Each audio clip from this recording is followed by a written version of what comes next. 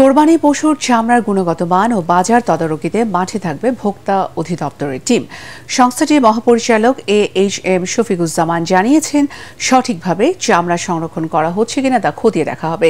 অন্যদিকে চামড়ার বাজারে অস্থিরতা ঠেকাতে সরকারের সমন্বিত কার্যক্রমের উপর তাগিদ দিয়েছেন ট্যানার্স অ্যাসোসিয়েশনের চেয়ারম্যান শাহিন আহমেদ। বিস্তারিত জানাচ্ছেন মুস্তাফিজুর রহমান। এবারের ঈদুল আজহায় সারা দেশে কোরবানি হতে পারে প্রায় 90 লাখ পশু। কোরবানির পর বড় কর্মযজ্ঞ চলে পশুর চামড়াকে ঘিরে। যদিও প্রায় প্রতি বছরই চামড়ার বাজার নিয়ে তৈরি হয় অস্থিরতা। চামড়া সংরক্ষণে যথাযথ পদ্ধতি অনুসরণ করেন না অনেকে।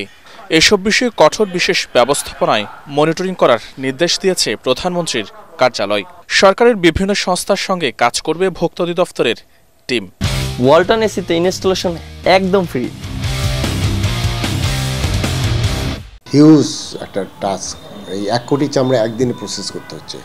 সেই জায়গাতে আমরা স্থানীয়ভাবে যাতে এটা করতে পারি, সেখানে স্থানীয় প্রশাসন, বিশেষ করে ডিসি এবং ইউনোদেরকে নির্দেশনা দেওয়া হয়েছে, তারা স্থানীয়ভাবে তারা অর্গানাইজ করে এটি সেই মাদ্রাসা হোক বা তাদের ওই প্রেমিসিসে এটি যাতে লবণ দিয়ে প্রিজার্ভ করা হয়। এবং লবণ দিয়ে প্রিজার্ভ করলে কিন্তু এটি 2 মাস থেকে 3 মাস পর্যন্ত রাখা যায়। টোটাল কোরবানির সার্বিক বিষয় নিয়ে আসলে মূলত সেই ইনস্ট্রাকশন দেওয়া হয়েছে এবং সেই অনুযায়ী আমরা কাজ করছি। চামড়ার বাজার স্থিতিশীল রাখতে সরকারের নেয়া উদ্যোগের সঠিক বাস্তবায়ন চান চামড়া শিল্পের সংশ্লিষ্ট ব্যবসায়ীরা।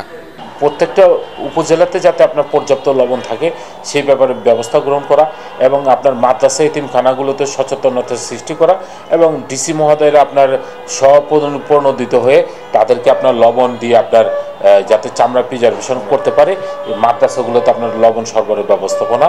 চামড়া শিল্পকে ঘিরে দেশে এবার লেনদেন হতে পারে 2000 কোটি টাকারও বেশি। মুস্তাফিজুর রহমান, ATN বাংলা, ঢাকা।